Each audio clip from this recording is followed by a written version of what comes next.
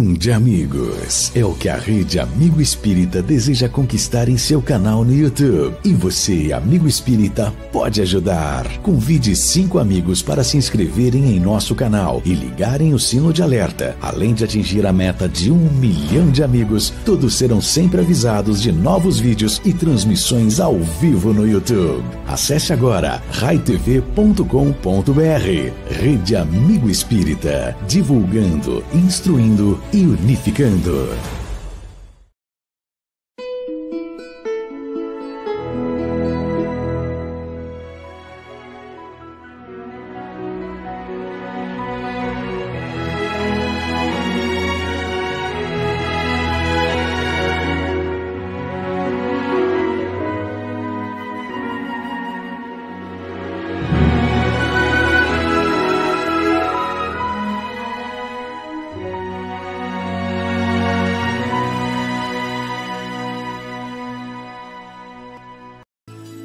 Olá, eu sou Orson de Matão, vocês me conhecem bem, estou vinculado ao EAC, junto à operosa equipe que realiza anualmente o EAC, o Encontro Anual Kaibarschutel, que completa 10 anos, e este ano será totalmente virtual. Você ouve de fundo aí a música Gigante Bandeirante com o nosso Leleco. Estamos falando do Instituto Eurípides Barçanufo, que ampara famílias, crianças e profissionaliza jovens. E nós queremos pedir a você a possibilidade de você fazer uma inscrição voluntária, um depósito espontâneo, uma contribuição espontânea para auxiliar o trabalho dessa instituição. Já que a inscrição é gratuita, se você puder, deposite qualquer quantia na conta que vai aparecer, que você vai encontrar nesse clipe. Utilize seu WhatsApp para fazer contato com a instituição e ajudar essa notável entidade e iniciativa que ampara crianças, famílias e profissionaliza jovens. Utilize o WhatsApp que aí está. Acesse o site para doação. Tornar-se inclusive um contribuinte mensal. Será a sua ajuda, a sua contribuição espontânea, a sua inscrição voluntária para o evento que acontece. E nós ajudamos uma grande instituição. Muito obrigado a você.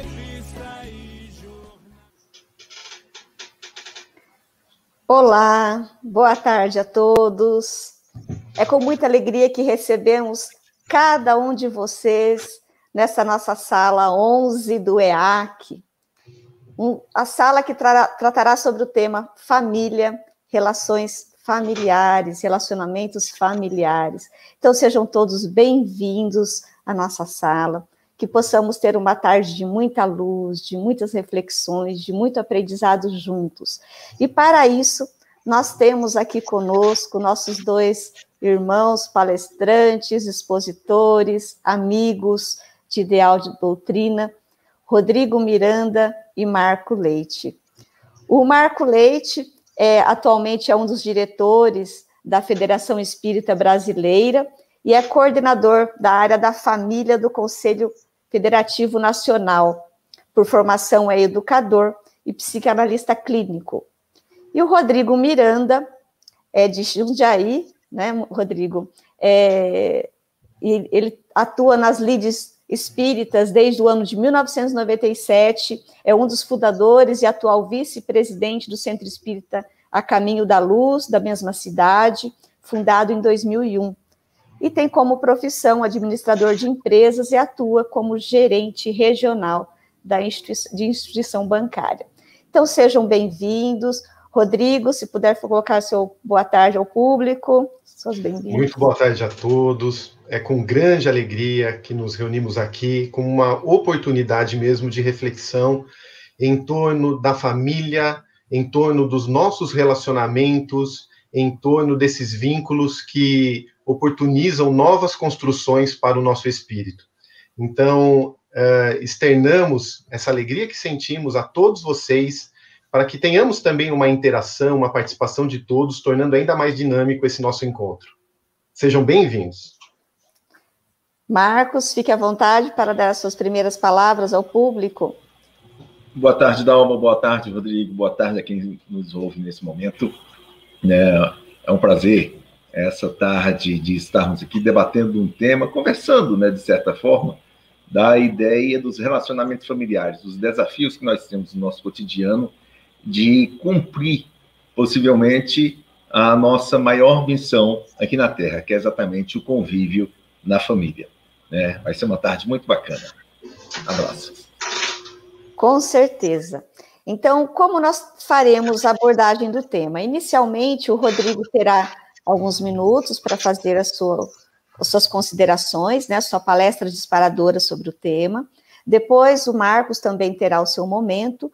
E, se vocês puderem, coloquem perguntas, comentários no chat, que depois nós utilizaremos desse material, dessas perguntas e comentários de vocês, para aprofundarmos um pouco mais o tema. Então, nós contamos com a participação de todos vocês, porque há sempre a possibilidade de melhorarmos o debate quando há mais seres pensantes participando. Então, participem conosco, vão colocando seus comentários. E, Rodrigo, fique à vontade para fazer as suas explanações. Nós, eu e Marco Leite, estaremos aqui ao seu lado, compartilhando do seu conhecimento também.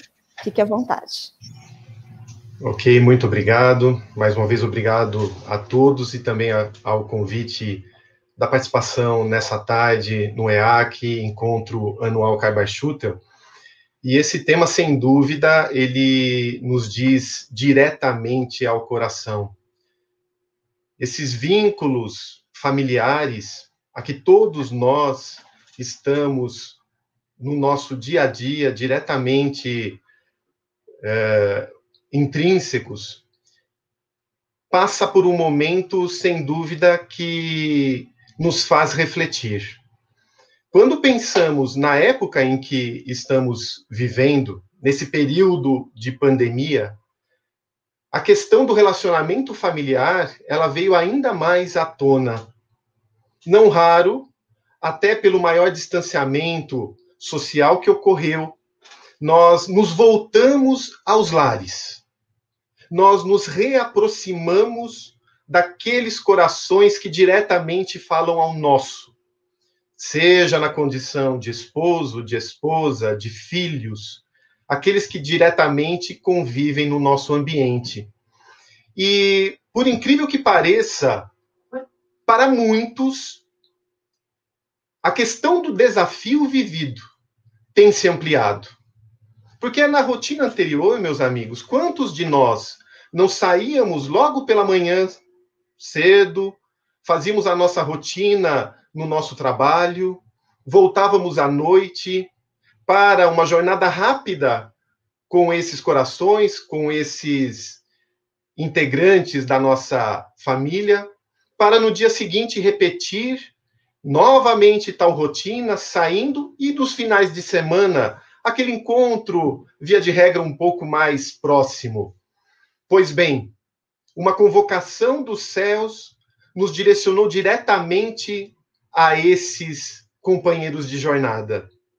E para muitos foi desafiador, porque agora o tempo com o filho que ele não tinha, passou a ter. O convívio mais diretamente com a esposa ou com o esposo, algumas dificuldades que antes não eram relatadas, até por falta de tempo, agora passaram a ocorrer. Muitos torcendo para essa pandemia terminar, para voltar à forma como estavam antes, não se percebendo, no entanto, a grande oportunidade da nossa reencarnação. Porque é como se a espiritualidade, coordenada pelo Divino Mestre Jesus, nos aproximasse daqueles espíritos que, de forma fundamental, participam do nosso processo regenerador. Porque na família temos um verdadeiro laboratório divino. Temos, entre esses 3, 4 e 5 indivíduos de convivência fraterna, amorosa, diária, elementos que fazem com que cresçamos em sentimentos, em novas disposições do espírito. E nesse núcleo encontraremos virtudes e defeitos, que da mesma forma na humanidade encontraremos. Como poderíamos amar uma humanidade toda, quase 8 bilhões de indivíduos, sem esse laboratório para nos aproximarmos de 3, 4, 5 corações que representam de alguma forma essa humanidade. Mas nós, inclusive espíritas que somos e que temos tantos conhecimentos, tantas informações sobre a lei de causa e efeito, de ação e reação, conhecemos a reencarnação, conhecemos as leis divinas, por que nos deparamos muitas vezes com essa insegurança, com esse medo, com esse receio, ou com as dificuldades que muitas vezes estamos tendo nesse relacionamento com esses corações que deveríamos amar? Tenho ouvido, tenho recebido algumas notícias, algumas ligações de pessoas que afirmam que nesse período de 3, 4, 6 meses que estamos, o seu relacionamento entrou num atrito muito intenso, houve uma grande dificuldade de compreensão das dores do outro que não tinham antes. E essas pessoas acabam se culpando, mas por que isso? Nesse momento que eu deveria compreender o outro, por que eu não compreendo? Por que está tão difícil conviver com esse ser ao meu lado? E aí a gente começa a perceber o porquê justamente desse instante para as nossas vidas. Mas para isso, é importante a gente voltar um tanto quanto às obras espíritas para termos uma base para essa reflexão. E eu convidaria todos a recordarmos do capítulo 14 de O Evangelho segundo o Espiritismo, onde Santo Agostinho terá a oportunidade de afirmar que quando o espírito deixa a Terra, ele leva consigo as suas virtudes ou defeitos. Em outras palavras, ele vai afirmar que no mundo espiritual, continuamos sendo aquilo que somos na Terra.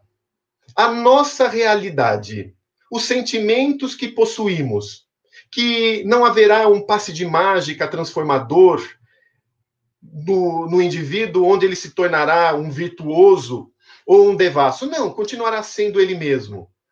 E em O Livro dos Espíritos, na questão 227, o nosso codificador indaga o que o espírito fará no mundo espiritual entre as reencarnações.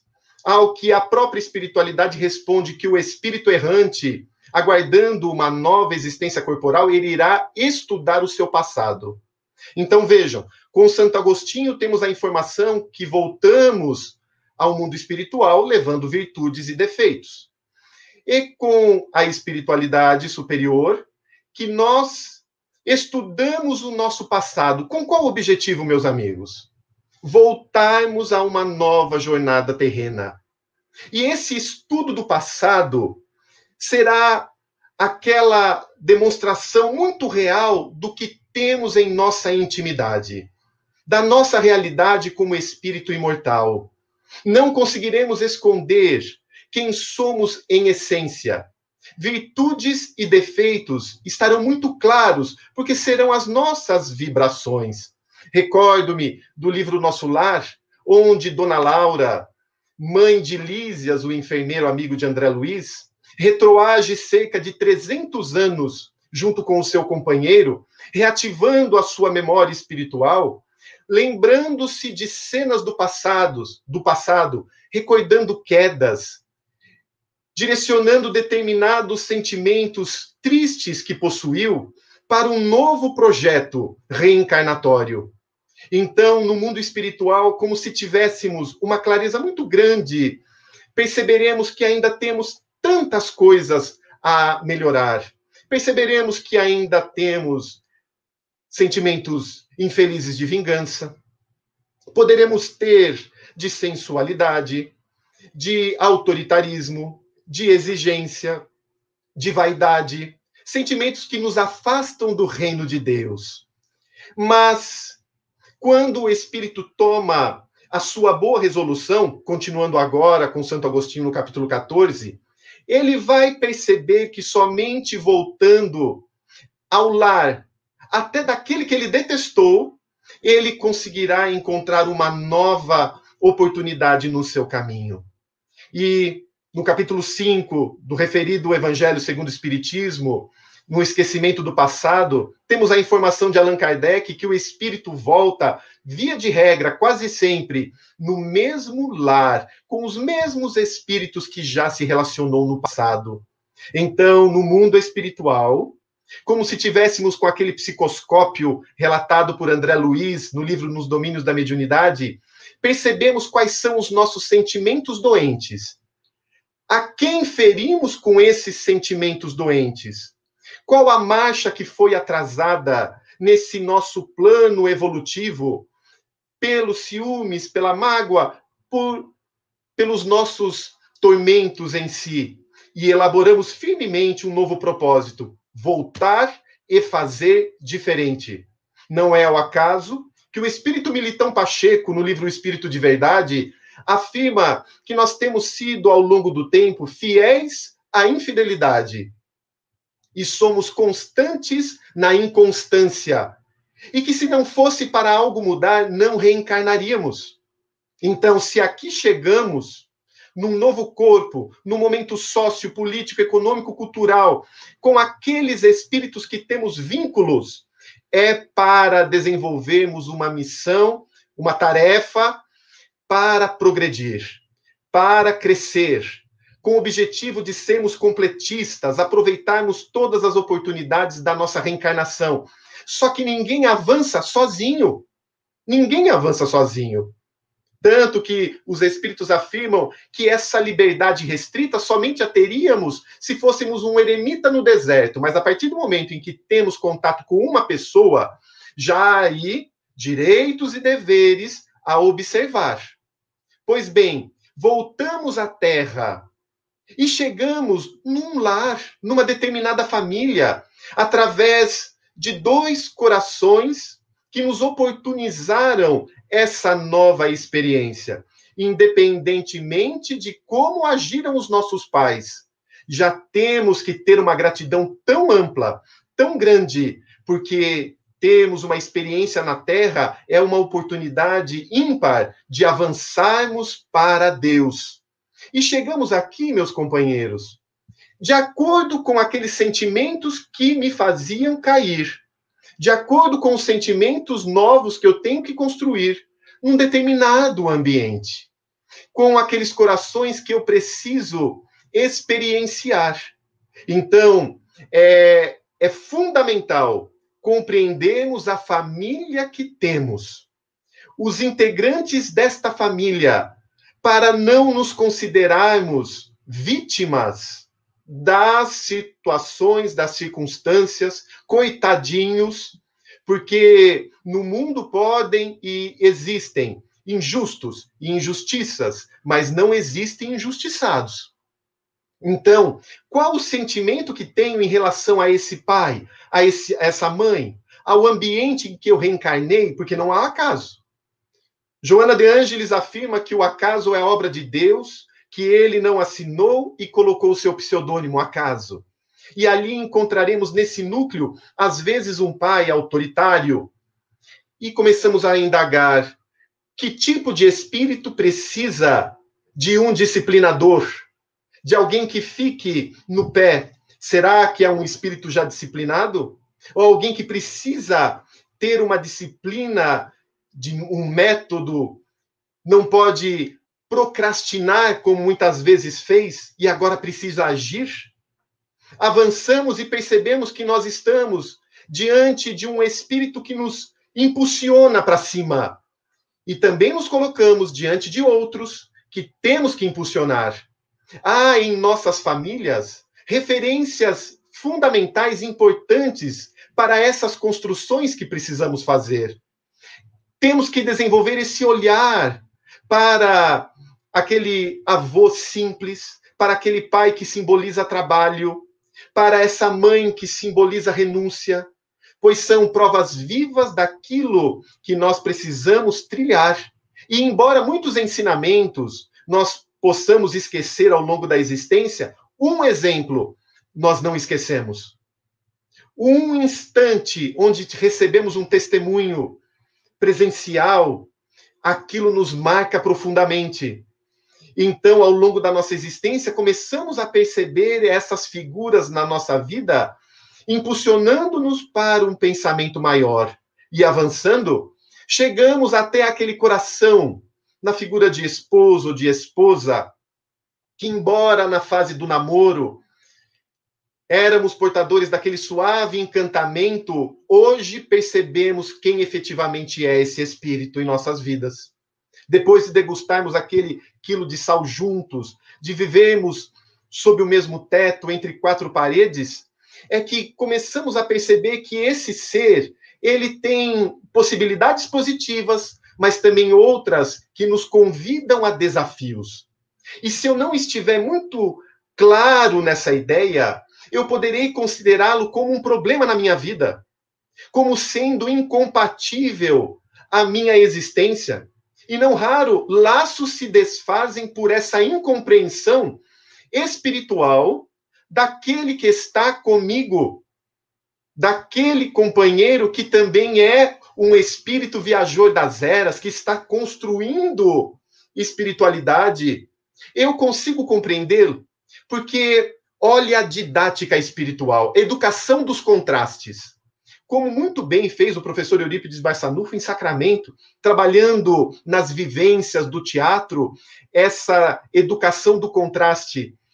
Se eu tenho tendência a essa procrastinação que falei, adiar, se eu sou um tanto como relaxado, muitas vezes encontrarei na minha esposa, na minha família, aquela pessoa mais autoritária, aquela pessoa que gosta das coisas certas, que quer tudo ao seu modo. E se eu não compreender o papel dela na minha vida, imaginarei ela apenas como algo atormentador. Acompanho os estudos aqui do EAC, me elevo, termina aquela reflexão, eu vejo a minha realidade e falo, nossa, ela que me perturba, ela que me desequilibra, engano meu. Eu não estou conseguindo enxergar com os olhos espirituais o diamante que eu tenho em minha casa, porque didaticamente, Deus colocou esses indivíduos, muitas vezes diferentes, nos seus sentimentos, nas suas possibilidades, para que um trabalhe o complemento do outro. Então, para essa que é exigente, e isso é um tormento, nós poderemos trabalhar essa questão do tormento muito bem explicado em O Evangelho segundo o Espiritismo, capítulo 5, que muitas vezes traduz aquele parecer mais do que é, não se contentar com o que possui, ou olhar com inveja o que o outro tem. Esse tormento da exigência de fazer do meu modo, eu tenho que encontrar um caminho do meio, senão eu não convivo. Então eu sou convidado a ceder, um tanto quanto, enquanto que o outro, que é relaxado demais, ele também terá que desenvolver uma certa aptidão, deverá ser mais ativo, porque senão não há possibilidade de convívio em equilíbrio. E esse melhora um tanto, o outro melhora um tanto, e aí há um equilíbrio para que se continue avançando aqueles dois espíritos que antes poderiam ser antagônicos ou representarem extremidades.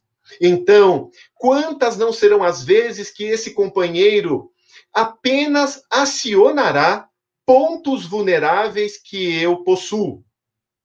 Quais são os nossos pontos vulneráveis? O nosso calcanhar de Aquiles. Muitas vezes, o poder, a posse, o prestígio e o prazer. Traduzindo a questões profundas, a minha realidade íntima como espírito. Dentro desses tormentos, eu muitas vezes terei um ou outro acionado. E olha que bênção! Eu poderei fazer um exercício espiritual no meu lar. Isso, nesses últimos 6 meses, tem vindo muito à tona. Mas se eu não compreender, muitas vezes a minha vida no lar está sendo uma verdadeira perturbação. Porque eu posso estar sendo convidado à compreensão do outro. Quando ele toca o meu ponto vulnerável, muitas vezes, ao invés de responder com o meu tormento, eu tenho que parar e pensar, peraí, por que eu estou irritado? Por incrível que pareça, os espíritas ainda ficam irritados.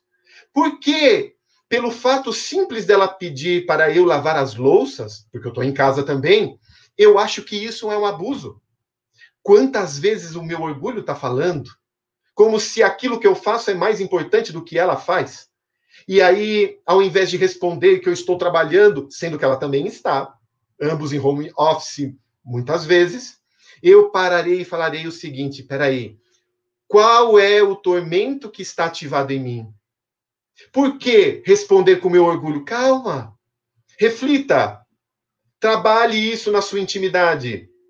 Certo companheiro, na nossa casa espírita, comenta algo muito interessante, que ele foi lavar as louças, e começou a lavar as louças, recebeu a louça da sua filha, de uma outra filha, que queria lavar, e falou, não, eu lavo.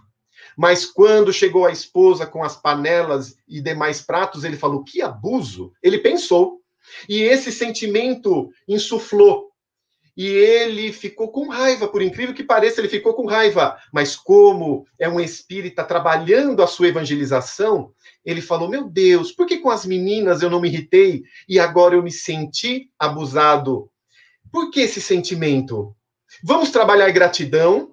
E ele começou a desenvolver um pensamento de gratidão em relação à esposa, que inúmeras vezes fez o almoço, o jantar, lavou as louças.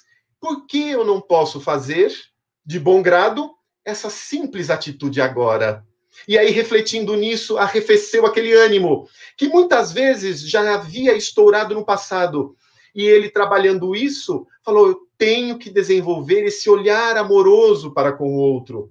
Ela apenas tocou num transtorno meu, num tormento meu.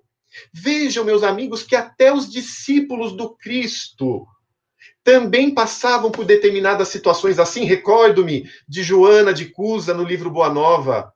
Ouvia a Jesus, ouvia as prédicas do Cristo no mar de Tiberíades. Ficava sensibilizada, mas ao encontrar com um esposo duro, inflexível, ela observava a diferença dos ambientes e vai a uma entrevista com Cristo e pergunta a ele se não era o momento de forçar para que o esposo mudasse as suas atitudes e até os seus compromissos em torno da religião. E Jesus didaticamente fala, Joana, Deus não utiliza força para nos transformar. Vai, ser fiel ao seu lar. Observa o material divino que você encontra nesse lar. E ela, meditativa a partir daí, em torno disso, começou a observar essas oportunidades, esse material divino que tem. A renúncia, muitas vezes, é exercida. Não nos vitimizemos. Pelo contrário, observemos que aquele instante, aquele momento é uma oportunidade de serviço. Quantas vezes ela precisou observar o esposo com olhar de filho? Com outro olhar. Eu consigo observar a minha esposa e os meus filhos com olhar de espíritos? Aquela criança bela, aquela verdadeira princesa, eu percebo que é um espírito antigo no novo corpo? Que eu tenho que observar as suas tendências desde o berço de Santo Agostinho, e ainda no período da gravidez, e antes ainda com Segismundo, no livro Missionários da Luz, lembraremos que ele já frequentava a casa de Adelina e Raquel, observando as vibrações do lar, sentindo essas vibrações. Eu me recordo que esse espírito tem vínculo comigo, e eu tenho o dever e a missão de direcioná-lo a Deus. Como eu estou fazendo isso? O que eu estou, como educador desse espírito, trabalhando nele em termos de Jesus? Continuo apenas dando ordens, gritando, ameaçando, ou estou fazendo junto determinadas tarefas para que ele tenha referência? Já afirma Emmanuel, no livro Consolador, que o primeiro educandário é o lar, e os primeiros professores são os pais. E esses espíritos, algo até em torno dos 7 anos, estão muito flexíveis, maleáveis para essas novas aquisições e experiências. Então, nesse período que eu tenho que educar, educar a arte de formar caracteres novos, evangelizados. E nesses 6 meses, meus amigos, de pandemia, de maior distanciamento social, de maior vínculo na família, quais as novas aquisições espirituais que estamos fazendo?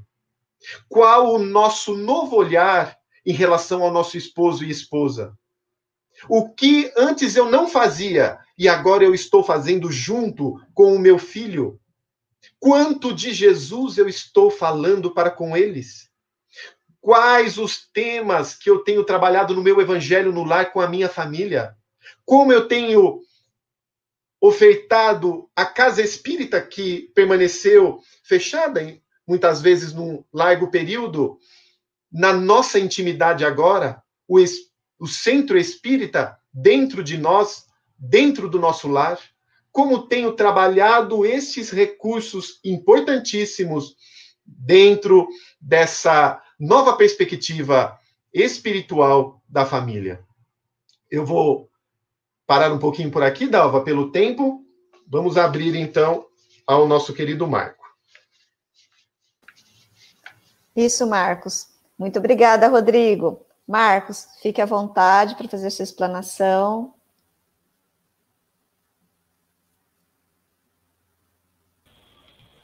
Antes de mais nada, obrigado, Rodrigo. Foi uma boa introdução do nosso assunto que hoje a gente conversa, né?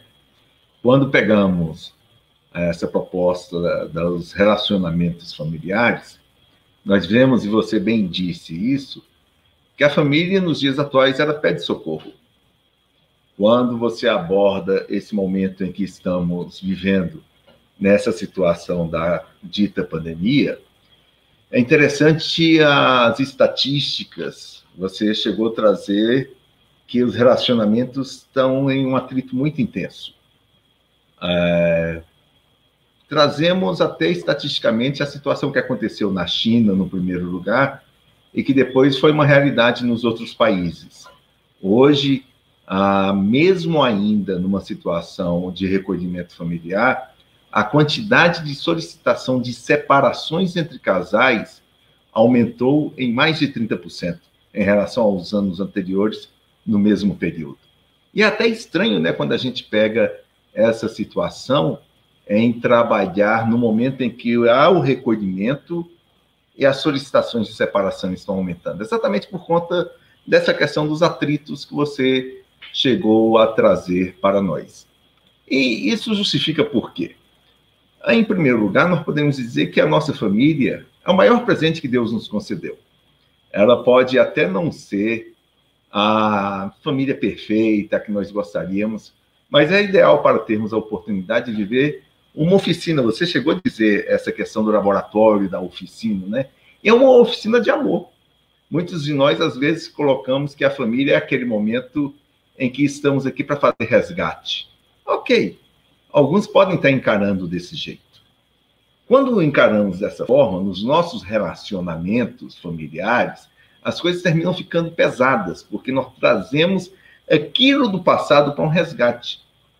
E quando, na verdade, e aí recordando um pouco, quando você mesmo trouxe na questão da erraticidade, ou seja, no momento entre uma e outra reencarnação, o que é que acontece nesse plano espiritual? É o planejamento do nosso momento futuro. E a nossa família, como diz o nosso querido Emmanuel em O Consolador, a família ela é planejada sim no plano espiritual. Se nós, assim, temos condições, nós participamos desse planejamento.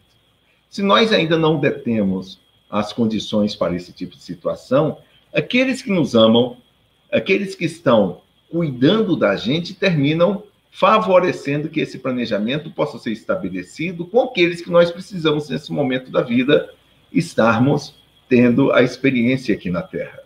Ou seja, a família é a razão primeira de um planejamento reencarnatório. Isso fica muito claro quando assistimos às obras de André Luiz, lemos, estudamos, em que todos os momentos reencarnatórios estão focados na família.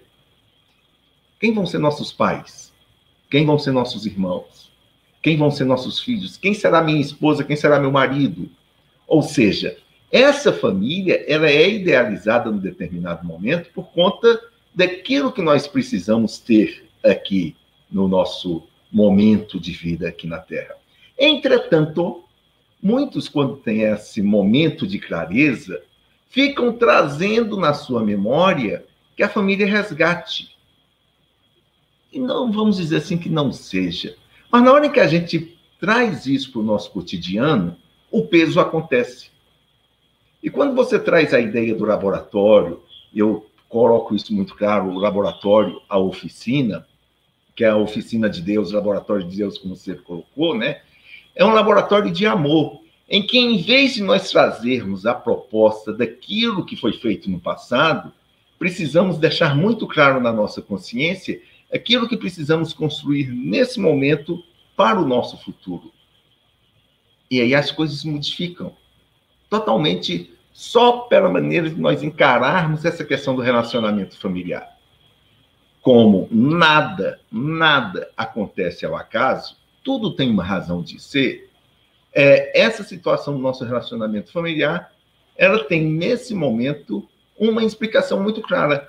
E, apesar de muitos quererem trazer o nosso passado, eu diria, o passado foi o que justificou nós nos encontrarmos aqui nesse momento. Entretanto, o fato de nós estarmos aqui nesse momento é o quê? É uma explicação para o que a gente vai querer construir no futuro. É uma mudança de visão. Os nossos relacionamentos familiares, ao invés de estarmos buscando essa visão de estarmos juntos por conta do nosso passado, que você disse muito claro, e é exatamente isso, é o que justifica muitas das vezes o porquê que nós estamos juntos, mas a partir do momento em que estamos aqui, o que é que nós vamos construir? E não o que nós vamos resgatar. Tá? Porque no momento em que a gente altera essa visão, e você foi muito claro nesse sentido, altera essa visão, os nossos relacionamentos se alteram de uma maneira muito tranquila. Tá?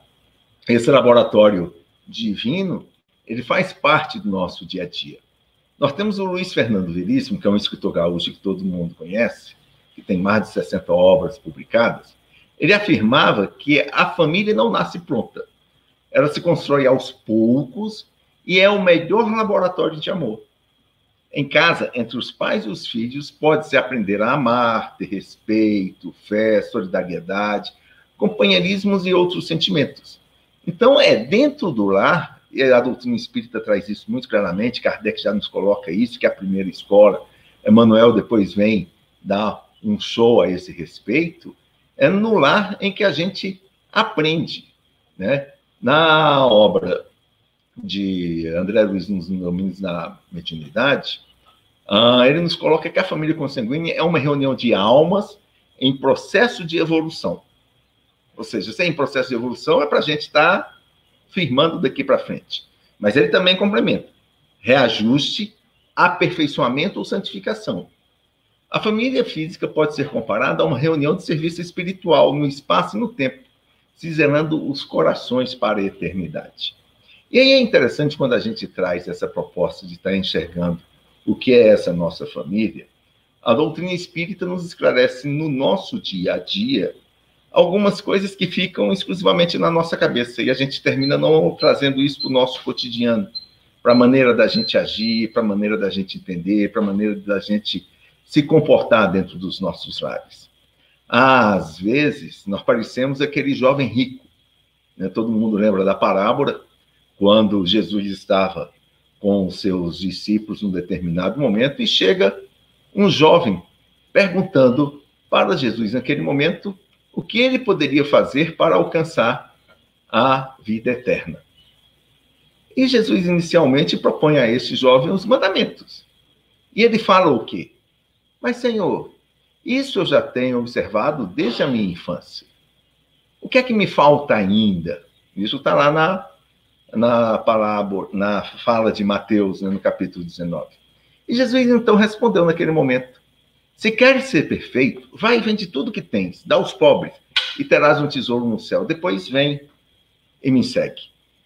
Todo mundo lembra da continuidade dessa parábola, né? Dessa história. Não é uma parábola porque Foi um fato que aconteceu com Jesus, não foi uma história contada por Jesus. Foi um fato, então é uma história em que Jesus viveu.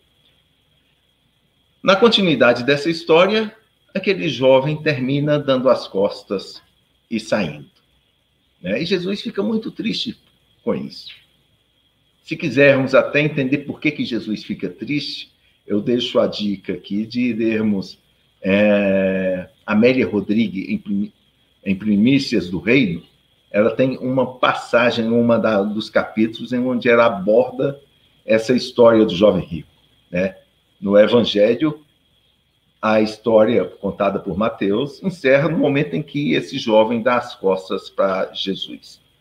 Amélia Rodrigues dá continuidade à história e conta o que aconteceu com esse jovem. Jesus sabia o que iria acontecer, né?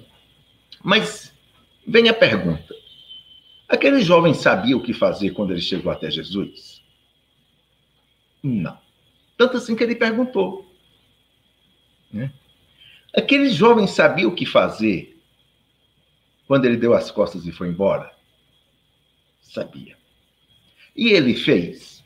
Não, não fez. Na hora em que eu analiso essa história no Evangelho, eu identifico, nesse momento, uma síndrome que ataca a todos nós. A mim, ao Rodrigo, a Dalva, a você que está aí nos ouvindo. É a síndrome que eu falo que é a síndrome do jovem rico. E que síndrome é essa? É a síndrome em que nós sabemos o que deve ser feito e não fazemos. É o que aconteceu com esse jovem. Ele sabia o que fazer? Sabia. Ele fez? Não, não fez.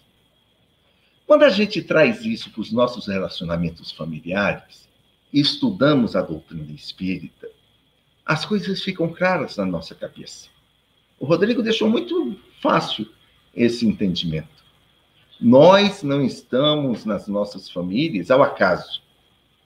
Nós não estamos aqui à toa. Existe algo por detrás disso. É o quê? É a construção de uma felicidade. E esse momento, às vezes de desafio, às vezes de sacrifício, ela tem uma razão. Né? O nosso querido Bezerra de Menezes tem uma mensagem que coloca assim: todos querem a cristificação, mas poucos se propõem à crucificação. Né? A gente só quer o bem da coisa, mas esquece que existem sacrifícios para encontrarmos aquele bem.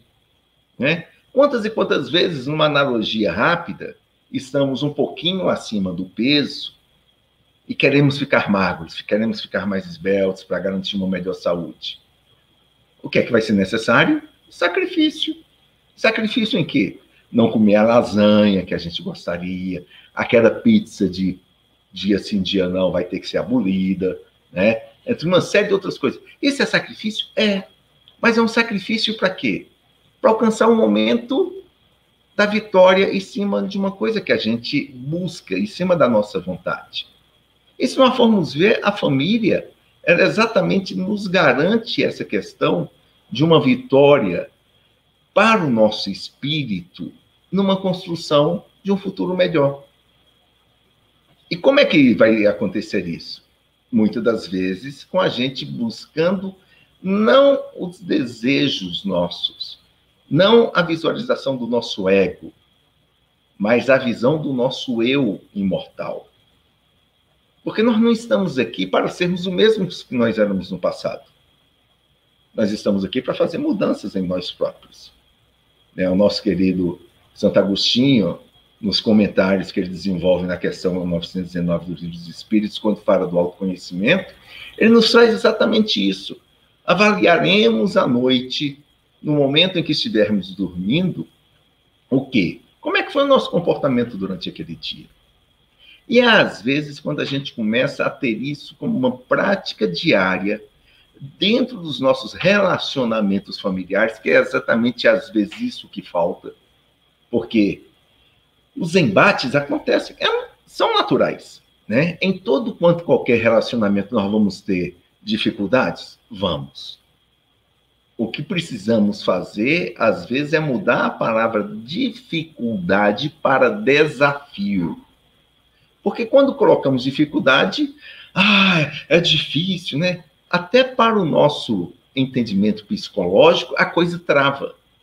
Mas na hora que a gente coloca aquilo que, num primeiro momento, achamos que seja dificuldade, fala assim, não, isso é um desafio. Se é desafio, qual é o nosso objetivo? É transpor, é passar por aquilo, né? Até pelo aspecto psicológico, terminamos facilitando os nossos desenvolvimentos nos relacionamentos familiares para podermos alcançar alguma coisa melhor.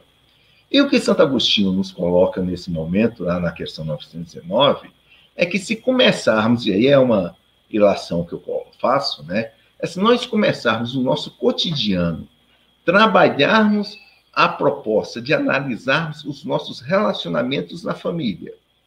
Na hora que formos dormir, na hora que formos colocar a cabeça no travesseiro, falar assim, como é que foi hoje? Como é que foi o meu relacionamento com a minha esposa, com o meu marido? Como é que eu agi com os meus pais? Como é que eu agi com o meu filho?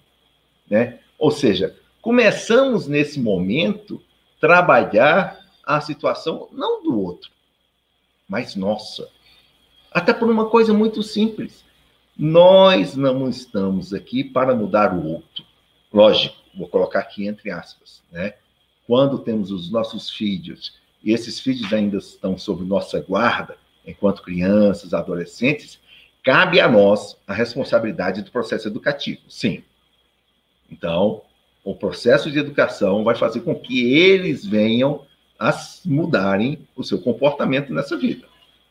Manuel é muito claro quando nos coloca que é dentro do lar que se recebe as primeiras orientações, né? Kardec, na Revista Espírita, nos traz que os pais são os primeiros médicos da alma. Tá?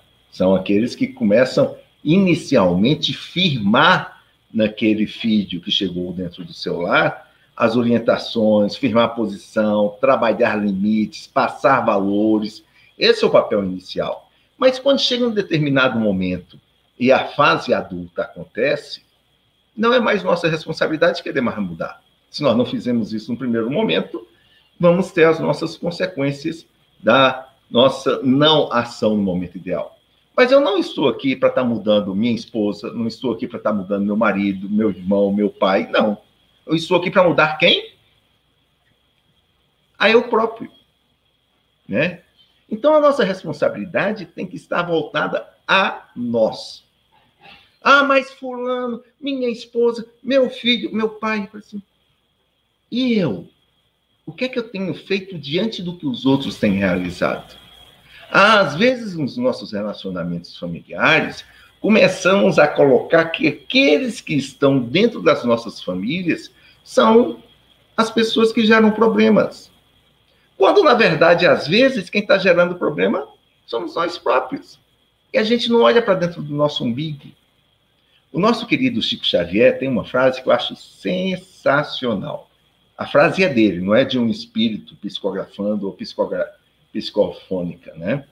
Ele fala assim, eu me obrigo a ser quem eu devo ser. E permito ao outro ser quem ele quer ser. E é interessante porque muitas das vezes nos nossos relacionamentos a gente fica querendo obrigar nossa esposa, nosso marido, nosso irmão, nosso pai a ser quem a gente gostaria que ele fosse. Não faz parte do nosso compromisso aqui na Terra. A gente está aqui para mudar a nós próprios. E o interessante é qual? Se hoje, nós ainda não conseguimos ser quem nós gostaríamos que nós fôssemos, como é que a gente vai querer que o outro seja aquilo que eu gostaria que ele fosse? Nós não conseguimos ainda nem querer nos obrigar a ser aquilo que a gente gostaria que a gente fosse.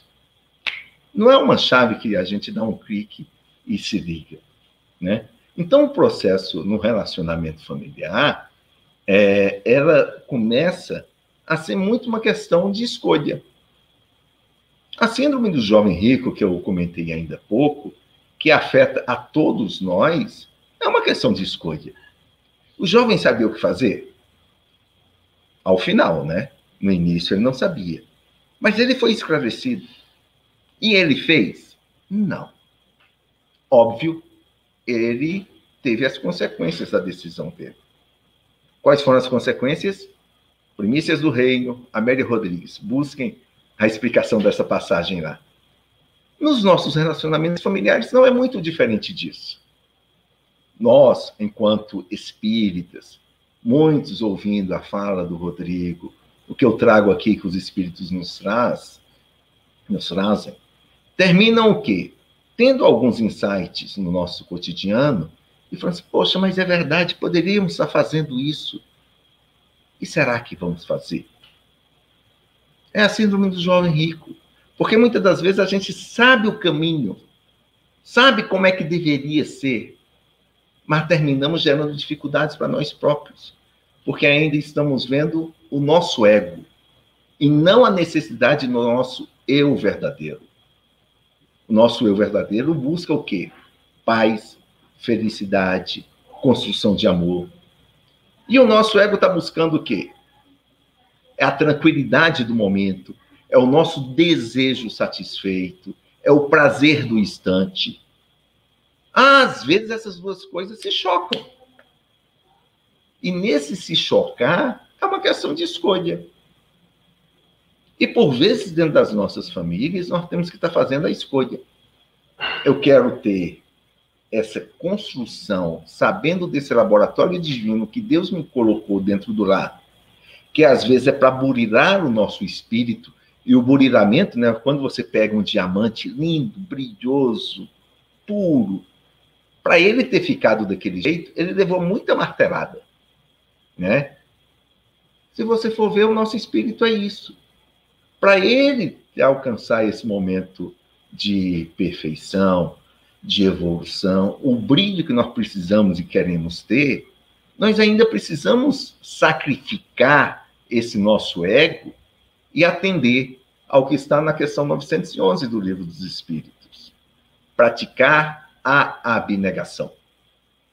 Né? É o quê? É de estarmos muito mais focados no outro do que em nós próprios. E dentro da família é exatamente isso. Quando é que uma mãe é feliz? Quando o filho está feliz. Quando é que um marido está feliz? Até porque só existe marido porque tem esposa. Né? Quando é que o marido está feliz? Quando a esposa está feliz. Né? Por conta de uma questão que no Evangelho segundo o Espiritismo nós encontramos muito isso. A felicidade tem sido uma busca de todos nós. Mas lá o Bispo de Argel nos coloca que a felicidade só é alcançada quando você faz a felicidade do próximo.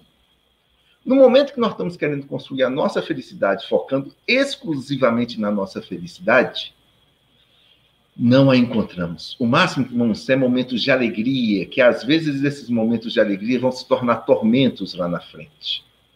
Momentos de prazer que vão gerar sofrimento. Queremos construir felicidade? Busquemos construir a felicidade do próximo.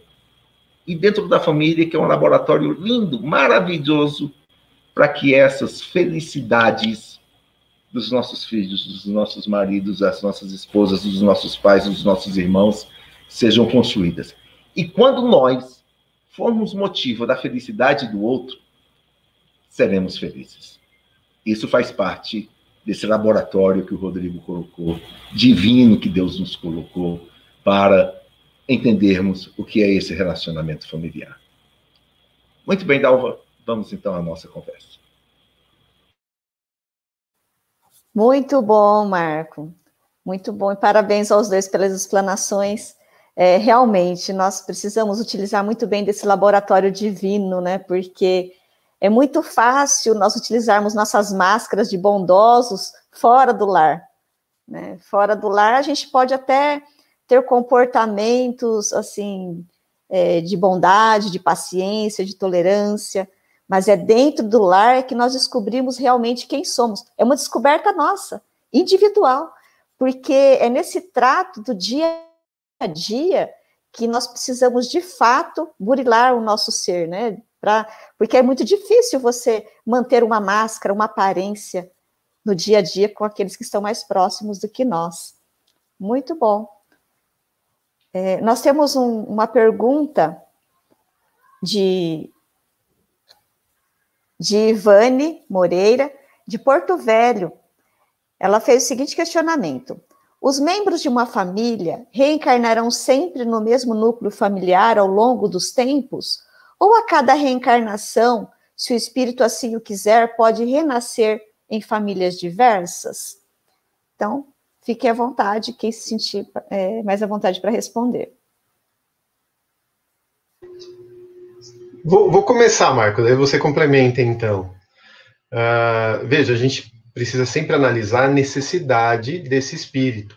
Como eu falei, Allan Kardec, no Evangelho segundo o Espiritismo, capítulo 5, item 11, ele informa que frequentemente o espírito renasce no mesmo meio, com aquelas mesmas pessoas que já se relacionou no passado.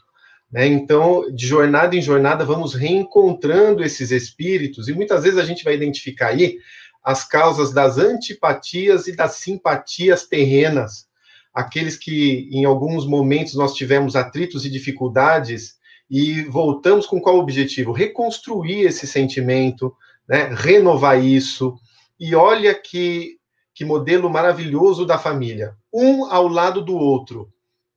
Somos colocados para que não tenha jeito de se fugir dessa situação. Olha a proposta reparadora, não é? Então, temos que aproveitar esse instante e observar aquele que temos dificuldades, por exemplo, como eu citei, como o objetivo a renovar. Se eu tenho um relacionamento meio frio, meio distante, o que eu preciso para me aproximar? Por que eu tenho dificuldade com esse espírito? Será que ele aciona algo em mim que, né, me deixa incomodado? Por quê? Qual a situação que eu convivo? Eu preciso me conhecer. Foi bem trabalhada essa proposta do conhece-te a ti mesmo.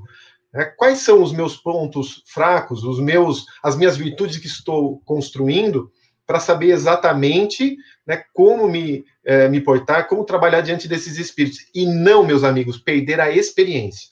Não podemos perder a oportunidade. Eu me recordo, eu tenho citado em alguns estudos, eu acho muito valioso, o livro Pontos e Contos, Os Estranhos Credores.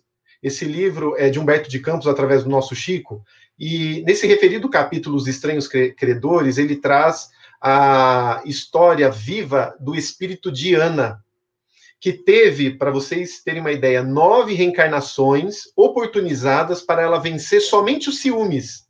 Ela que tinha ciúmes, egoísmo e vaidade. Por 9 existências, ela deveria trabalhar essa vitória em si mesma e não conseguiu. E sabe o que aconteceu? Ela acabou perdendo referência com a sua família espiritual. Aqueles espíritos que reencarnavam usualmente com ela foram avançando e ela se viu obrigada agora a desenvolver em outros núcleos familiares, né, através da maternidade dolorosa, ela ainda cita isso no referido capítulo, como oportunidade para mudança. Tá? Então, a gente não pode perder essa oportunidade do momento. Lembrando que para os espíritos responsáveis que somos, porque estamos aqui juntos estudando o Evangelho, a família, nós participamos desse planejamento. E os nossos amigos espirituais avalizaram esse projeto. Então, as dificuldades que temos não são superiores às forças que nós também possuímos para superá-las.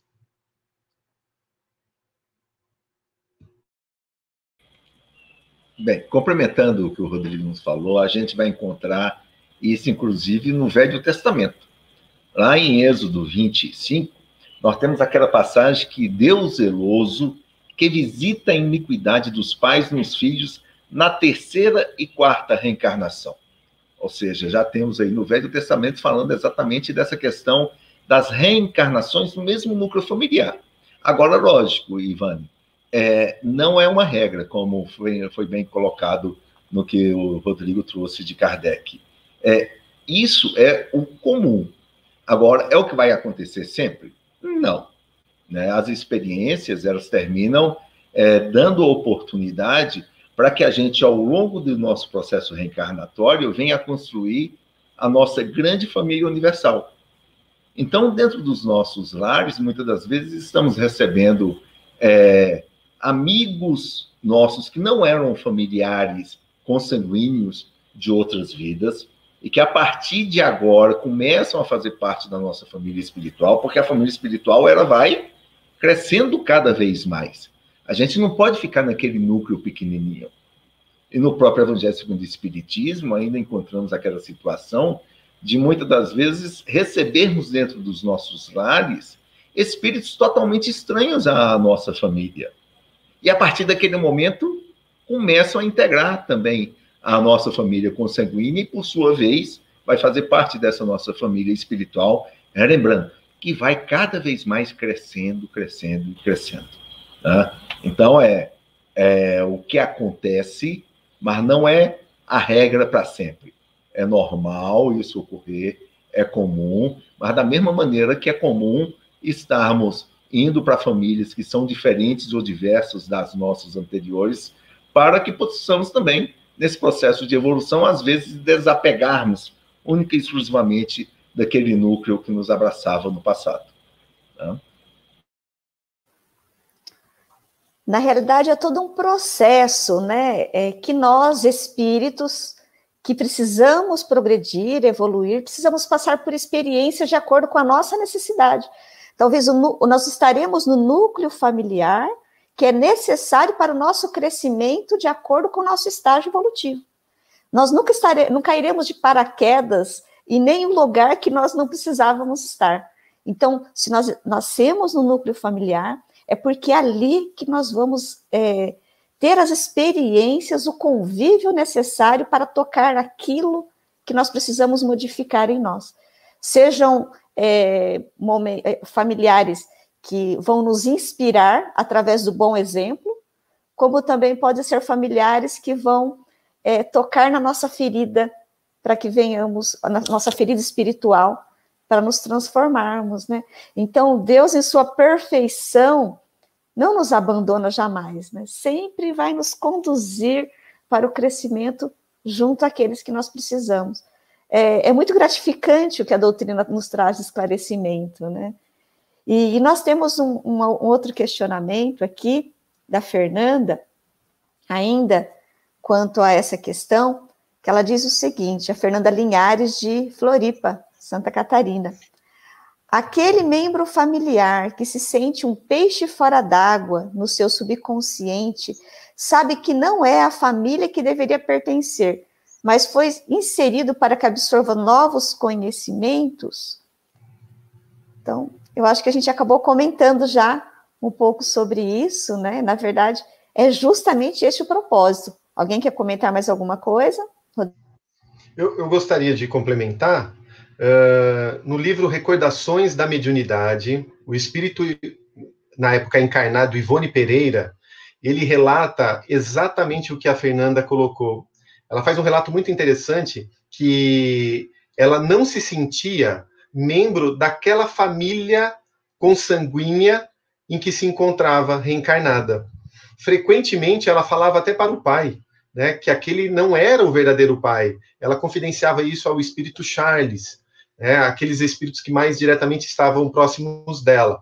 E ela sempre recebeu a orientação do quê? De que era a necessidade daquele momento, né? Eu não vou entrar aqui em detalhes do passado de Ivone, tão bem narrado na obra dela, mas naquele instante era importante uma nova ambientação, um encontro com outros espíritos, né, para formatar uma nova construção espiritual. Então, que ela aproveitasse aquilo, aproveitasse aquele momento. Interessante que um espírito muito vinculado a ela no passado, Roberto de Canaleiras, vai reencarnar na Rússia, ela narra, e acaba, né, o magnetismo ali trazendo, através das cartas, onde ela trabalhava numa outra linguagem, até que ela desenvolvia, mas mostrando que para aquela existência, para aquela reencarnação, ela precisava de uma nova construção. Então, mais uma vez, Fernanda, se nos sentimos assim, qual é o chamado que eu estou tendo? O que eu posso aproveitar nesse momento? Desse contato com esse pai, com essa mãe, com esses irmãos? Quais são os novos vínculos espirituais que eu posso desenvolver? Não é? Quais são os valores que eu posso absorver deles? Observar realmente qual é a virtude desse pai, dessa mãe, o que eu tenho como aprendizado para o espírito nessa situação que eu estou passando, porque é um aprendizado para a alma. Todas as oportunidades que nós temos de construção são aprendizados, né? Então, nessa fase, nesse momento, qual o aprendizado que você pode tirar desse relacionamento familiar que você está tendo, que é uma aquisição para o seu espírito, né? Aproveitar esse momento é fundamental. Marco, quer complementar? Não? Então, nós temos mais uma pergunta de José Reginaldo. Boa tarde, sou Reginaldo, moro no bairro Conjunto Ceará, em Fortaleza. Meu filho é muito ignorante comigo. Sofro muito porque sempre fui um bom filho. Estou pagando algo nessa vida? Vamos lá, comecemos por mim. Reginaldo, né? Reginaldo, às vezes a gente termina colocando muito a questão sempre de resgate.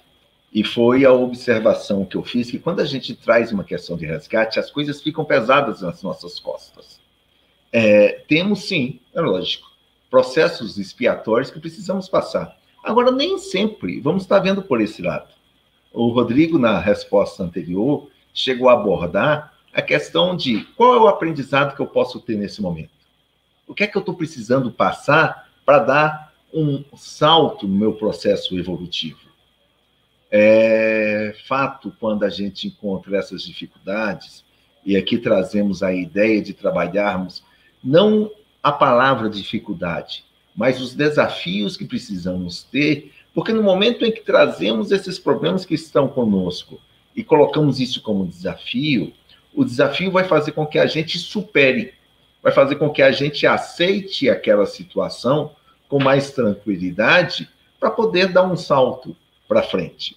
Então, é tudo uma questão de como é que a gente vai estar enxergando isso.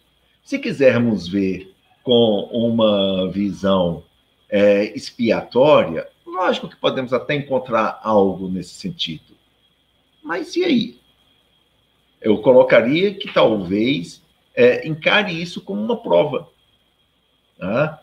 A ideia de ter um problema, de você estar passando por esse problema com tranquilidade, com humildade, com força. Lembre aquela fala do nosso querido Chico, de que a gente, a essa altura, até porque provavelmente o seu filho já não é mais nenhuma criança, não é mais nenhum jovenzinho que esteja sob sua responsabilidade, já é um adulto, provavelmente, no que eu pude perceber aqui da tua fala, né? Ele vai chegar a um determinado momento que vai ter que dar conta do que ele está fazendo. Vamos estar relembrando o nosso 4º mandamento, quando pegamos os 10 mandamentos, que é qual? Honrai pai e mãe. O mandamento, ele não para aí. Ele é o único mandamento que tem uma continuidade de uma promessa. Todos os outros não têm isso, é um único. E a continuidade é qual? Honrai pai e mãe, para terdes longo tempo na terra que o Senhor teu Deus te dará. Ou seja, o fato de nós estarmos honrando pai e mãe, e no que você me coloca, infelizmente teu filho não está fazendo isso, tá? Termina gerando consequências. Você pode até estar me dizendo assim, mas eu fui um bom filho, eu cuidei dos meus pais, né? Que ótimo, sensacional, tá? E continue sendo esse filho bom que você foi, ou que você ainda continua sendo, apesar de você não ter um filho que te valorize nesse sentido, né? Então, ao invés de estarmos nesse momento, estarmos trazendo para nós o peso de uma situação expiatória, traga nesse momento para você a situação de um processo educativo, de uma prova que você está fazendo, dos desafios que você está passando de ter um filho ingrato ao seu lado, né? E que, infelizmente, ele ainda não acordou para isso. Então, envolvam com muito amor, muita prece, né? Boas vibrações junto a ele, ao invés de estarmos no nosso cotidiano trazendo aquela situação até energética de colocar para ele uma situação negativa, né? Então, ao invés de estarmos vibrando negativamente por ele não estar nos valorizando, vibre positivamente pedindo para ele ser envolvido, pela incompreensão que ele ainda tem, pela imaturidade que ele ainda faz em não honrar o pai que ele teve, e pela tristeza ainda futura dele ter que resgatar uma situação, mas aí a responsabilidade vai ser dele. A felicidade, nos diz Richard Simonetti, é o senso do dever cumprido. Quando temos dentro de nós que fizemos o que deveríamos fazer, nós nos tranquilizamos e nos livramos daquele peso sobre as nossas costas, né? Então, faça o que você tem que fazer, como nos disse o Chico Xavier. Se obrigue a fazer aquilo que lhe cabe fazer. Infelizmente, até por ser um filho que vai doer muito ao coração, permita que ele faça o que ele quer fazer. Se ele te procurar, ajude. Se ele não te procurar, ajude-o desse mesmo jeito, mas dentro da possibilidade daquilo que ele pode receber. Porque, às vezes, a essa altura, não somos nós mais que comandamos a vida dos nossos filhos. As decisões são deles. E, nesse instante, se fizemos o nosso bom trabalho na época em que ele estava conosco, infelizmente, é só um lamentar pelo futuro que ele ainda vai ter, né? Relembrando, honrai pai e mãe, para terdes longo tempo na terra que o Senhor teu Deus te dará. É uma promessa nesses relacionamentos familiares, de nós buscarmos nesses dias, termos essa gratidão. O Rodrigo falou isso muito lindo na fala dele, né? Independente do que tenha sido os nossos pais, só o fato deles terem nos dado a possibilidade da vida já é razão de gratidão para a eternidade. Por conta dos dois, nós estamos aqui. Ah, mas você está falando isso porque não conhece meu pai. Ah, na minha mãe, eles oportunizaram sermos o que nós somos hoje. Estarmos aqui nesse instante. Ah, mas eu sofri. Ok, nada acontece ao acaso. Mas eles oportunizaram a sua vida. E só por isso, né, Rodrigo? É razão de gratidão para essa existência. Então, vamos honrar, cuidar dentro das possibilidades, mostrar essa gratidão. Mesmo que eles não tenham feito o papel deles, façamos o nosso. Esse é o princípio do aprendizado que a gente precisa ter aqui na Terra. Tá? Vamos lá.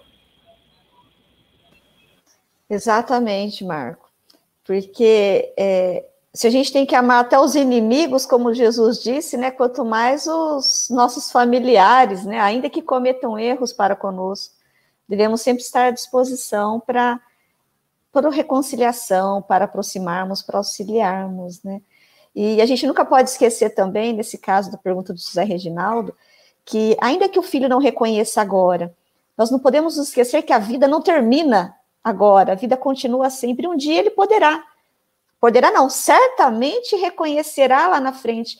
Nossa, isso vai pesar na consciência e certamente ele vai querer reparar o erro de uma outra forma. Então, Deus, na sua misericórdia, sempre dará oportunidades de reconciliação, de acertos lá na frente. E a gente tem que tentar ter o olhar que Jesus tem para conosco, né? Nós também erramos tanto. Quantas vezes nós somos ingratos para com Deus, para com os benfeitores espirituais, com as pessoas que estão ao nosso lado. Então, a doutrina espírita faz com que a gente tenha essa visão mais ampla da vida, né? E veja sempre tudo como oportunidades, como vocês disseram muito bem. Nós temos também a pergunta do Cássio, que ele diz o seguinte: entre irmãos com diferentes tendências, como direcionar o relacionamento para minimizar os atritos? Eu vou iniciar lembrando, por exemplo, na condição de pais, né, que possuem ali os seus filhos, que cada filho é um espírito específico, único, com suas características, com suas tendências, com as suas construções. E da mesma forma que os dedos das mãos são diferentes um do outro, cada filho é diferente. Se eu utilizar o mesmo parâmetro educacional de um para com o outro, né, as mesmas soluções de um para com o outro, fatalmente eu irei me equivocar, eu vou falhar. Por quê? Porque são diferentes aqueles espíritos. E aí, aquele grande trabalho que nos pede Santo Agostinho para observarmos esses espíritos desde o berço, porque eles já demonstram características também diferentes. Poderemos observar, por exemplo, um que já mostra tendências caridosas. Então, ele não quer brincar sozinho, ele divide os seus brinquedos, o que ele tem, ele reparte, ele pega uma bala, ele divide ao meio para com o seu coleguinha, não tem preconceito de nenhuma vertente para com ninguém. Enquanto que, às vezes, o outro filho, e a gente até se admira, mas eu não ensinei nada em relação a isso, esse pega dos outros para si, ele não divide, ele procura se isolar, ele tem uma liderança, às vezes o outro é mais tímido. Então vejam quantas vertentes nós temos para mostrar o quê? Que nós lidamos com espíritos diferentes. Então, se eu tenho isso dentro do meu lar e conheço a característica espiritual de cada um, a construção de cada espírito, eu vou tratar cada um como preciso. Eu vou ter que ter o tato para não colocar o outro como característica de perfeição, para que eu não mate um irmão em relação ao outro. Até naquela alegoria bíblica, né, de que Caim, com inveja de Abel, acaba matando, a gente não pode matar o outro falando o seguinte: olha, meu filho, o seu irmão, ele só tira 10. O seu irmão estuda, o seu irmão faz tudo certo, porque senão eu estou colocando na cabecinha dele o parâmetro a quem ele tem que seguir como irmão, então para ele é mais fácil destruir, deixar de lado aquele irmão, e muitas vezes aí a gente tem os choques de inveja entre um e outro e possíveis distanciamentos. Então, temos que olhar com espírito aquela questão. Estão em atrito? Vem aqui, deixa eu conversar com você. O que está acontecendo? E sempre interessante, não colocar o outro como parâmetro, mas o que você está sentindo. Por que você ficou irritado? Por que você está sentindo em relação ao seu irmão nesse sentido? O que ele te fez que te machucou? Por que machucou? Nós começamos a trabalhar, olha, uma interiorização, aplicação da doutrina espírita na nossa intimidade.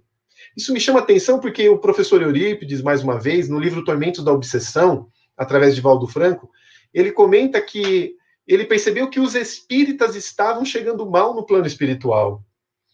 Nós que temos a chave desse conhecimento, que sabemos que cada espírito é um mundo próprio, são específicos, nós temos que trabalhar a doutrina, o evangelho, todos esses conhecimentos na nossa intimidade.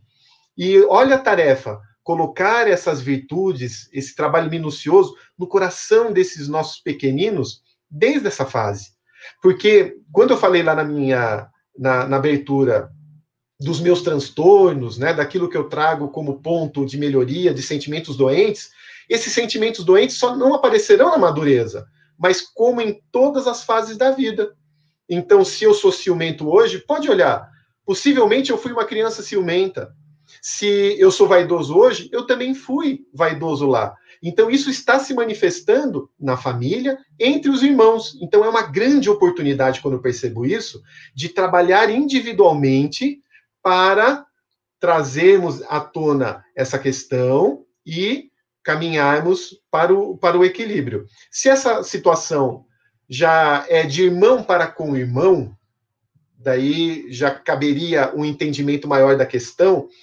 Como disse o Marco há pouco, eu tenho ação sobre mim. Eu já não consigo responder pelo outro. Então, se eu tenho atrito com o meu irmão, com a minha irmã, já tenho consciência disso, eu não posso mudá-lo, mas eu posso mudar-me. E mudando-me, muitas vezes o outro também, como num passe de mágica, se altera, porque eu passo a ser afável, compreensivo, etc. Marco? E num princípio claro, né, Rodrigo? Quando não quer, dois não brigam, né? Às vezes, na situação do minimizar o atrito, e relembrando bem essa tua fala, de que o controle dos pais, beleza. Agora, às vezes, quando nós pegamos os irmãos já numa fase de consciência, nós vamos ter um que provoca? Sim. E essa provocação só vai encontrar respaldo se eu aceitar. Ah, mas se eu não fizer, eu vou ser o fraco, às vezes vão estar dizendo uns, né? Ele vai abusar mais. Saiba como dar a resposta, sendo firme na sua situação mas não admitindo a confusão, não buscando, mas sendo claro naquilo que você está buscando. Não é ter o papel da omissão, de se colocar muito tranquilo ou passivo diante da questão. Seja ativo em resolver a questão dos atritos de uma maneira não agressiva, se posicionando muito claramente, mas com tranquilidade. É a firmeza tranquila nesse sentido. Eu lembro, quando vi essa pergunta do Cássio, me recordou a Revista Espírita, agosto de 1865, nós temos uma mensagem de Lacordaire. Lacordaire, ele relembra uma fala do nosso querido Vicente de Paulo, no Evangelho segundo o Espiritismo, quando ele vem falar da beneficência e fala assim: a caridade é a chave do céu. Né? Vicente de Paulo está isso lá no Evangelho. E Lacordaire pega exatamente essa questão da chave do céu e faz uma dissertação sobre a caridade. E num determinado momento, no finalzinho da sua dissertação, e o nome é exatamente isso, é uma dissertação espírita que Kardec traz para a Revista Espírita, né, de um espírito, e nesse dia ele estava trazendo a mensagem de Lacordaire, que foi feita em janeiro, ele terminou publicando em agosto. Né? O próprio Lacordaire se pergunta: estaremos quites com a família? Vejam só, estaremos quites com a família se fizermos a caridade? A caridade no sentido para os pobres, para os desardados. E o Lacordaire vem e ele mesmo responde a pergunta que ele se fez. Ele fala assim: não, evidente que não. Né? Porque se nos colocamos para poder fazer a caridade ela precisa ser questão de escolha e hierarquia. Estranho, né, a gente ouvir um negócio desse. Mas Kardec publicou isso, Revista Espírita, agosto de 1865. Fica aí a dica para vocês pegarem para verem. E o que é que o Lacordaire nos traz? E ele coloca exatamente essa hierarquia, onde, no primeiro momento, ele fala assim: os nossos cônjuges, na época era a esposa, né, por conta da questão do gênero, mas vamos estar trazendo isso para os dias atuais. Né? Os nossos cônjuges e os nossos filhos são os primeiros pobres que devemos atender. Olha só, é a caridade na família. Os nossos cônjuges e os nossos filhos. Primeiros pobres. Aí depois ele vem no segundo: aqueles que vos deu o direito à vida e os auxiliou na época da adolescência. O vosso pai e a vossa mãe têm direito à sua solicitude. Né? Esposa e filhos, pais e mães. Terceiro, os irmãos consanguíneos, aqueles que conviveram contigo na tua infância. E por que eu trago essa questão de Lacordaire? Porque Lacordaire traz uma das coisas que às vezes a gente não trabalha muito claro. Às vezes, quando a gente até sai dentro do nosso lar, né, Rodrigo?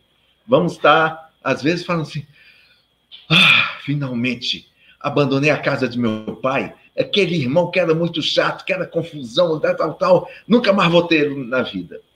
E a gente esquece que se nós nascemos naquela família, aquele irmão que está conosco tem alguma coisa a ver nesse nosso momento da vida.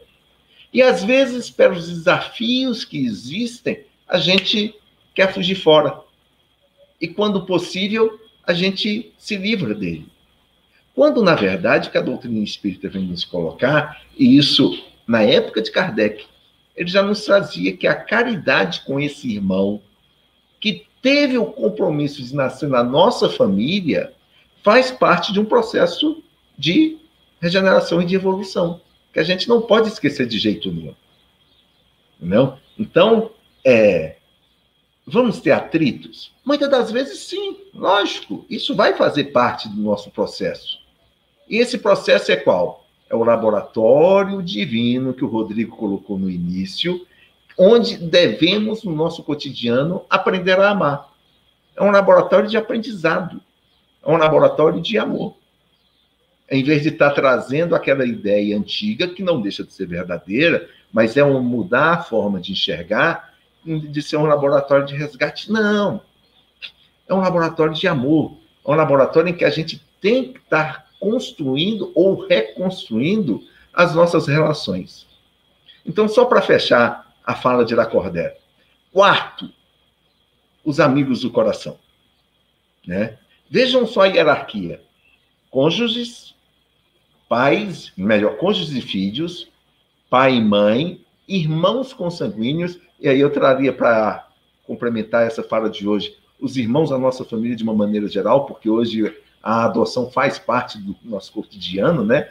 Então, os irmãos que temos a convivência, os consanguíneos e os adotivos, os amigos do coração, e vejam que os amigos estão em quarto. E muitas das vezes a gente começa a fazer a caridade muito mais para esses amigos, que é o que se identifica com o nosso coração, e esquecemos os 3 primeiros, que são as nossas famílias. Relembrando, se nós nascemos consanguinamente naquela família, existe uma relação que a gente precisa obedecer. Né? E às vezes a gente só fica ligado no quarto, que são os amigos. Você que é a minha família de verdade, a minha família ali não me compreende. Lembrando, 1, 2, 3, são as famílias nossas, as que foram pensadas no plano espiritual. Amigos do coração, a gente vai ajudar, depois desses 3 primeiros. E aí chega no quinto, que aí Lacordaire fala assim, atendeu esses 4, vai ajudar os pobres, a começar pelos mais miseráveis.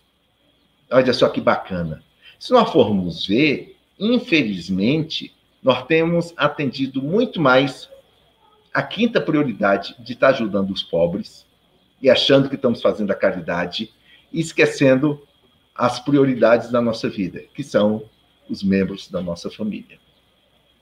Vamos lá. Excelente, Marco. E você tocou no assunto sobre adoção, então nós temos aqui a Gélcia Haas, que ela faz o seguinte questionamento. No caso da adoção, a criança reencarna em um núcleo familiar e por algum motivo é direcionado para outro núcleo?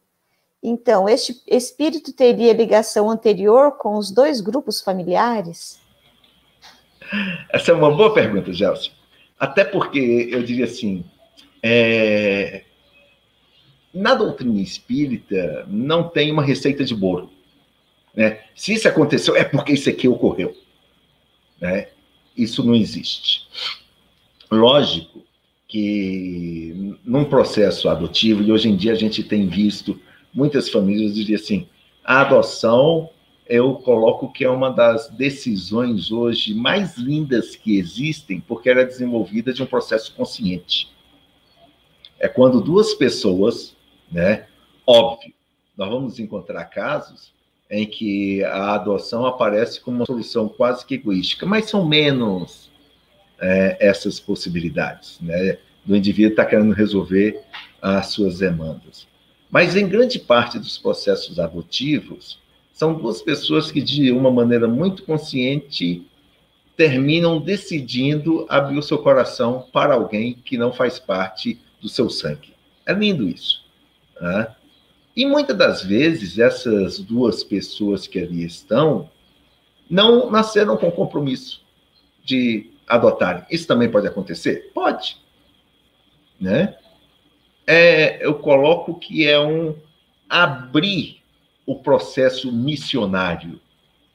Né? Eu tenho visto muitas famílias, às vezes, no processo de estar buscando, que já têm os seus filhos consanguíneos, às vezes os garotos já estão na adolescência, eles falam assim, poxa, mas a gente está tão bem, isso aqui, não temos mais criança, vamos abrir o nosso coração para mais criança que está precisando. Né? Conheço casais desse jeito. Conheço casais que tinham 2 filhos consanguíneos e iriam ter mais alguns. Falaram assim, em vez da gente estar tendo, vamos adotar? Vamos. E adotaram 3 irmãos. Hoje em dia são 5. Né? E pegaram 3 irmãos. Olha só que coisa linda. Né? E óbvio, para algumas situações, isso que você falou pode realmente ter acontecido. Ela pode ter agora uma ligação com essa situação da família de origem. Infelizmente, essa família de origem terminou deixando o seu compromisso de lado. Isso pode acontecer? Pode. Vai ser sempre assim? Não. Não. Né? Ou seja, não existe a receita de bolo. A doutrina espírita não nos traz uma resposta fechadinha, que se isso aconteceu, é porque isso aqui ocorreu. Né? O que nós temos muito claro é um processo sempre de causa e efeito. Agora, esse fato aqui foi por conta de quê? É um mundo.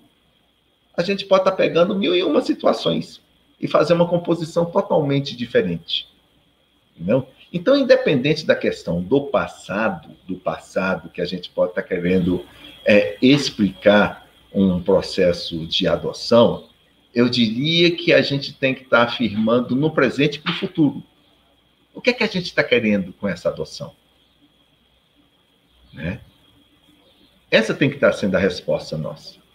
Porque alguns que se forem firmar hoje, não, eu tenho um espírito que ainda é preciso resgatar, como eu não tive aqui a possibilidade de tê-lo como filho consanguíneo, eu vou buscar.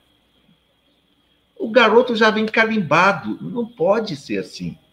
Né? Então, abra o seu coração para a construção, e não estou falando isso para quem fez a pergunta, né? Mas para quem está idealizando um processo de adoção, de estar visualizando o que é que isso vai estar trazendo para você numa construção de futuro.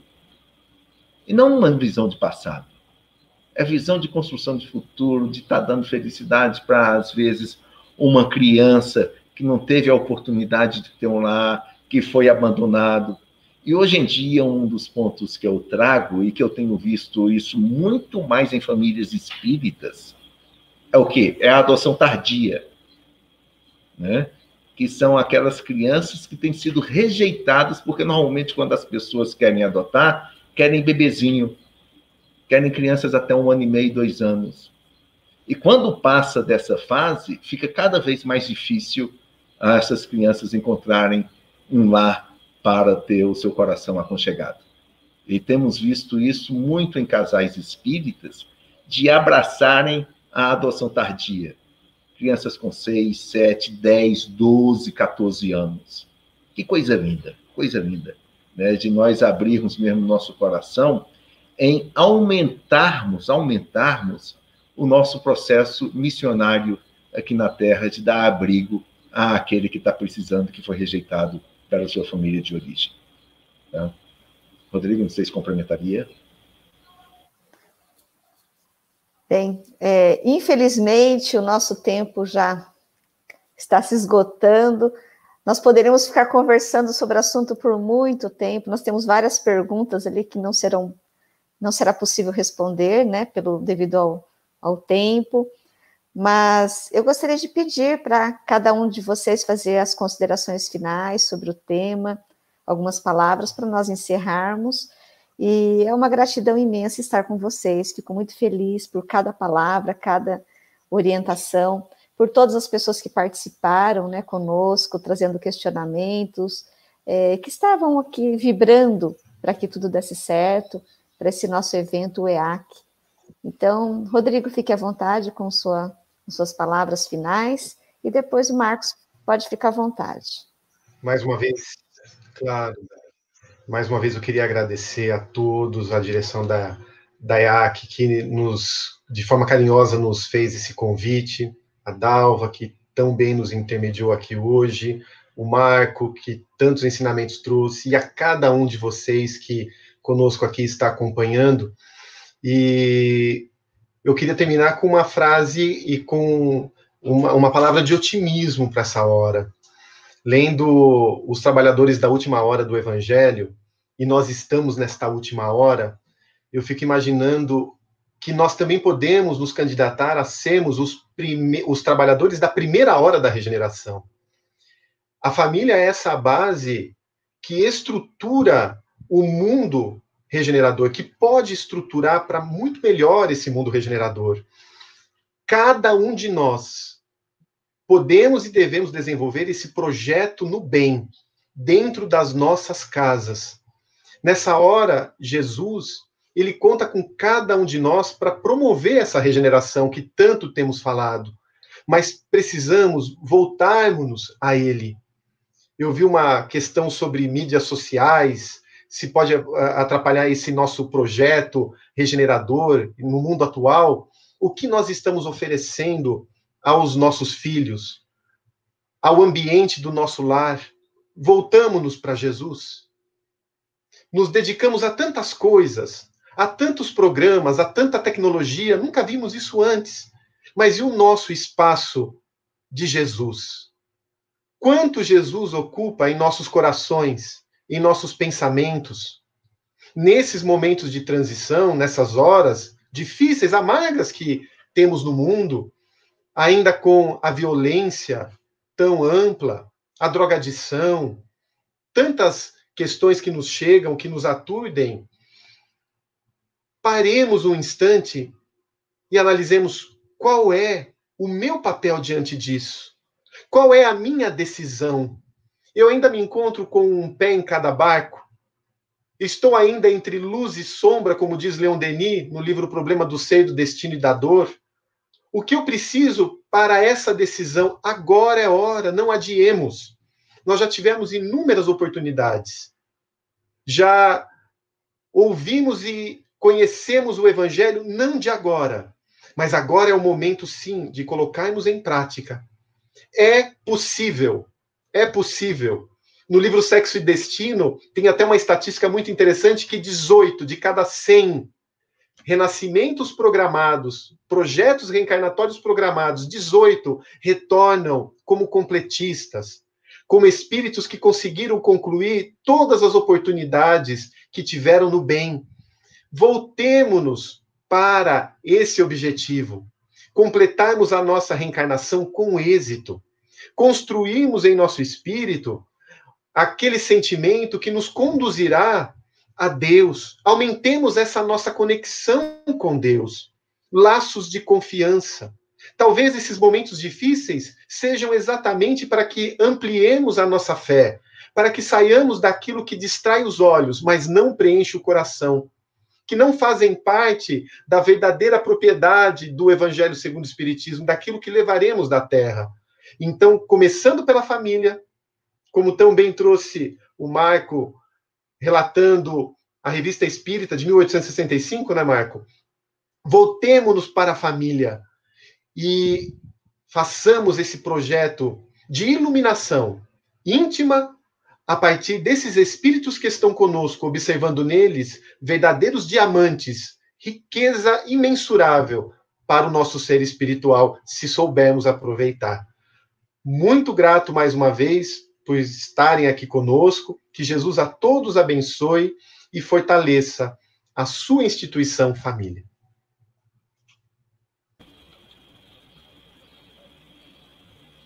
Muito bem, vamos lá. Antes de mais nada, meu agradecimento ao nosso querido Orson pelo convite de estarmos aqui, a Dalva pela nossa coordenação, ao Rodrigo que dividiu comigo esse momento. E traria para esse nosso momento final uma fala de Emmanuel no livro Pão Nosso, lição 117, que deixo para vocês lerem na íntegra, onde Emmanuel nos coloca que a luta em família é problema fundamental da redenção do homem aqui na Terra. E vejam só a fala dele. Como seremos benfeitores de 100 ou de 1000 pessoas se ainda não aprendemos a servir 5 ou 10 criaturas? Essa é a indagação lógica que se estende a todos os discípulos do cristianismo. Ele termina essa mensagem dizendo: é impossível auxiliar o mundo quando ainda não conseguimos ser úteis, nem mesmo a uma casa pequena, aquela em que a vontade do Pai nos situou a título precário. Ou seja, muitas das vezes a gente quer abraçar o mundo, resolver os problemas daqueles que estão fora de casa. E esquecemos que a nossa maior responsabilidade, a maior escola que nós temos, é dentro do nosso lar. Temos que estar voltando para dentro da nossa casa, servindo àqueles que Deus nos colocou no primeiro momento da nossa existência aqui. Os nossos pais, os nossos irmãos, depois a nossa esposa, nosso marido, nossos filhos, para só depois termos isso muito claro, né? A Joana de Anjos nos coloca que a família é a célula máter dessa sociedade. Se a gente tem essa família equilibrada, fica fácil a gente levar o equilíbrio para fora. E muitas das vezes a indagação que Emmanuel nos traz é que a gente quer resolver o problema lá fora e esquecemos que dentro da nossa casa, onde está a nossa primeira e maior obrigação. Então, cuidemos desses nossos relacionamentos familiares. Afinal de contas, quando chega o momento da passagem para o retorno ao nosso plano da vida espiritual, o que mais pesa, e eu trabalho, às vezes, com pacientes terminais, o que mais pesa são exatamente os relacionamentos familiares. As pessoas não trazem, nesse momento final, uma viagem que ele deixou de fazer, um carro que ele não comprou, aquele negócio que ele perdeu. O que fica naquele momento final é, meu Deus, eu estou partindo agora. Há 20 anos que eu não converso com meu filho, quando eu tive uma discussão com ele, ele foi embora. Meu pai, quando ele me expulsou de casa, depois eu nunca mais quis saber dele. Como é que será que está? O que pesa são os relacionamentos familiares. Porque a consciência vai nos cobrar nesse instante aquilo que a gente deveria ter feito. Então, cuidem desses relacionamentos para que esse momento derradeiro, que esperemos ainda esteja longe, né, não venha a pesar na nossa consciência, lembrando da fala de Jesus. Reconcilia-te, até mesmo, se for adversário dentro da família, né, reconcilia-te com o teu adversário enquanto está a caminho. Relacionamento familiar. Família. Maior presente que Deus nos deu. Fiquem em paz, meus amigos. Abraço a todos vocês e boa continuidade de encontro. Muito obrigada, Rodrigo. Muito obrigada, Marco. Que Deus abençoe a todos vocês. Deus abençoe todos vocês, irmãos nossos que estão participaram conosco dessa sala do EAC.